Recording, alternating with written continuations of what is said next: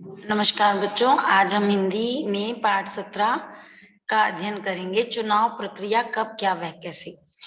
वैसे तो आपको पता ही है कि आपके घर पे आपके जो बड़े होते हैं, मम्मी पापा, दादा दादी, चाचा चाची, जितने भी परिवार के सदस्य होते हैं, वो सब चुनाव, है ना, वोट देने के लिए जाते हैं। फिर अपने एक किसी सदस्य को वो वोट देते हैं और उस प्रकार से चुनाव प्रक्रिया चलती है। परंतु ये कब होती है, कैसे होती है और क्यों होती है, ये सब बातें जानना हमें जरूरी है।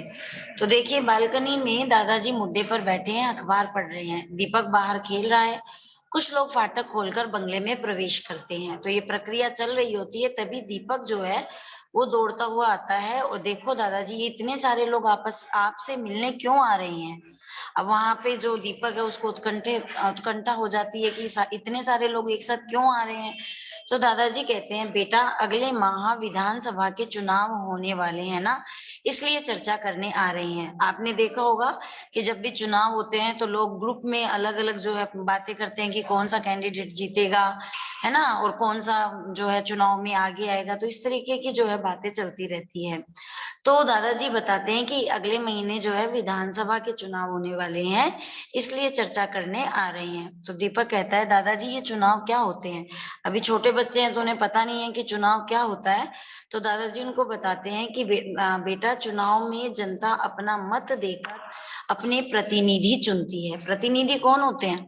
प्रतिनिधि वो होते हैं जो चुनाव में खड़े होते हैं, है ना। आपने सुना होगा कांग्रेस, बीजेपी, फिर अलग अलग जो होते हैं कैंडिडेट्स खड़े होते हैं। तो बेटा, चुनाव में जनता अपना मत देकर अपनी प्रतिनिधि चुनती है। दीपक पूछता है, प्रतिनिधि, अच्छा प्रतिनिधि कैसे चुनते हैं। तो दादाजी बताते हैं, बेटा आप सभी छोटे हो, जब आप 18 वर्ष के हो जाओगे तब आपको जानने की जरूरत है, अभी आप स्कूल जाओ। तो दादाजी यहाँ बताते हैं, परंतु बच्चों की तो आदत होती है ना, जो बात पूछनी होती है वो पूछकर उसको एकदम सेटिस्फाइड होकर ही जाते हैं। तो वो कहता है कि बताओ ना दादाजी। अब दादाजी कहते हैं, अभी आप जाओ, आपके स्कूल का समय हो गया है। इसी बीच सभी लोग दादाजी के पास आ जाते हैं तथा दीपक स्कूल के लिए रवाना हो जाता है। तो दीपक जो है, अभी उसको उत्कंठा बनी हुई थी कि होता क्या है। तो वो विद्यालय में अपने गुरुजी से, गुरुजी मुझे बताइए ना कि चुनाव क्या है और ये कैसे होते हैं। तो गुरुजी कहते हैं, हाँ दीपक, आज आपने बहुत ही महत्वपूर्ण प्रश्न पूछा है। महत्वपूर्ण प्रश्न कैसे हैं? देखिए, हम जिसको चुनते हैं, जिस प्रतिनिधि को हम चुनते हैं, वो हमारे देश को आगे बढ़ाता है ना। तो देश को आगे बढ़ाने के लिए हमें देखना भी पड़ेगा ना कि हम किस व्यक्ति को जो है चुनाव प्रक्रिया में अपना वोट दे रहे हैं। तो इसलिए ये चीज महत्वपूर्ण है। मैं आप सभी को चुनाव प्रक्रिया के बारे में बताता हूँ। लोकतंत्र में सरकार बनाने के लिए चुनाव की प्रक्रिया अपनाई जाती है, उसकी क्रियाविधि की जाती है। तो देखो, नेहा कहती है, गुरुजी लोकतंत्र क्या है ये भी बताइए। अब क्या होता है लोकतंत्र? गुरुजी, हाँ हाँ, आपको सबको बताता हूँ। हमारे देश में एक निश्चित प्रक्रिया के तहत सरकार जनता द्वारा चुनी जाती है, उसे लोकतंत्र कहते हैं। तो लोकतंत्र क्या है? जिसमें पूरी जनता पे कोई बंदिश नहीं होती, कोई उस पे ऐसे जोर नहीं है कि आपको इसी को वोट देना है। आपकी मर्जी है, आप जिसको भी जनता चुनती है वह लोकतंत्र होता है। तो शालू कहती है कि ये निश्चित प्रक्रिया क्या होती है, ऐसा कुछ होता है? तो गुरुजी कहते हैं, इस निश्चित प्रक्रिया को चुनाव कहते हैं। जब जनता के द्वारा कोई एक व्यक्ति चुना जाता है तो उस प्रक्रिया को चुनाव कहते हैं, जिसमें जनता मतदान द्वारा अपने प्रतिनिधि को चुनती है। प्रतिनिधि कौन होता है? जो चुनाव में खड़ा होता है। नेहा कहती है, ये प्रतिनिधि कौन होते हैं? तो गुरुजी कहते हैं, ये चुनाव प्रक्रिया द्वारा चुने हुए सदस्य होते हैं जो लोकतंत्र में जनता का प्रतिनिधित्व करते हैं। जनता का प्रतिनिधित्व करना मतलब जनता के लिए खड़ा होना, और वो जनता की जितनी भी समस्याएं होती हैं उनका समाधान करते हैं। तो दिशा कहती है, गुरुजी क्या मैं भी चुनाव लड़ सकती हूँ? तो गुरुजी कहते हैं, नहीं, चुनाव राजनीतिक दल के माध्यम से या स्वयं निर्दलीय प्रतिनिधि के रूप में लड़ सकते हैं, परंतु उसकी एक निश्चित आयु निर्धारित होती है। आपको ये जानकारी तो होगी कि वोट देने की न्यूनतम आयु भी 18 वर्ष निर्धारित है। मतलब जो चुनाव लड़ेगा या तो वो राजनीतिक दल से संबंधित होगा या फिर निर्दलीय।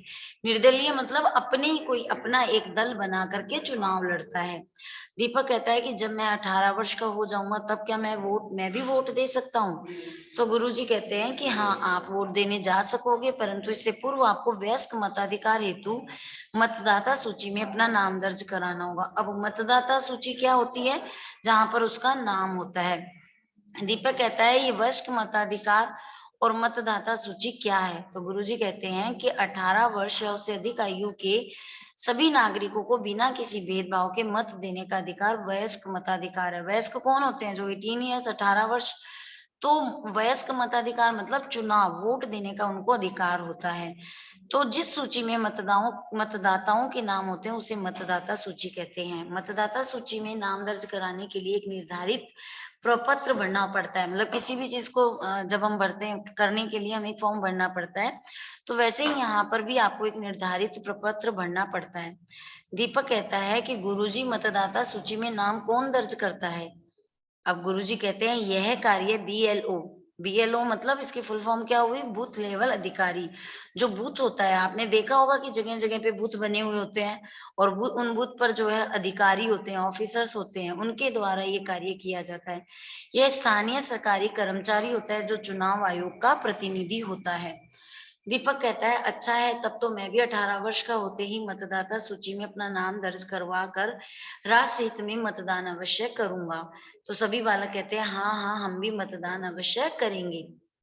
तो इस पाठ से हमें यह सीखने को मिलता है कि हमें जो है अभी आपने ये पाठ पढ़ा, अगर कोई वोट नहीं देता 18 वर्ष के बाद में तो आपको उसको ये बताना चाहिए कि वोट देना ज़रूरी है ना? ये हमारा अधिकार है और हमें अपने अधिकार का पालन करना चाहिए। राष्ट्र हित में हमें मतदान जो है राष्ट्र हित के लिए होता है, चुनाव जो है वो राष्ट्र के हित के लिए होते हैं, इसलिए हमें मतदान अवश्य करना चाहिए। तो आप लोग भी जब बड़े हो जाएँगे, 18 साल के हो जाएँगे, आपका मतपत्र में नाम लिखा जाएगा, तो आप लोग भी जो है वोट ज़रूर देंगे।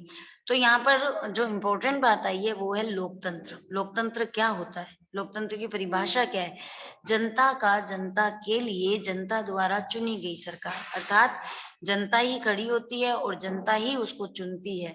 तो जनता का जनता के लिए जनता द्वारा चुनी गई सरकार को लोकतंत्र कहते हैं। तो इस प्रकार से आज हमने किस प्रकार से चुनाव होते हैं और कैसे हमें जो है वयस्क मताधिकार मिलता है, हम मतदाता सूची में अपना कैसे नाम दर्ज करवाते हैं, वो सब चीज़ें हमने आज सीखी।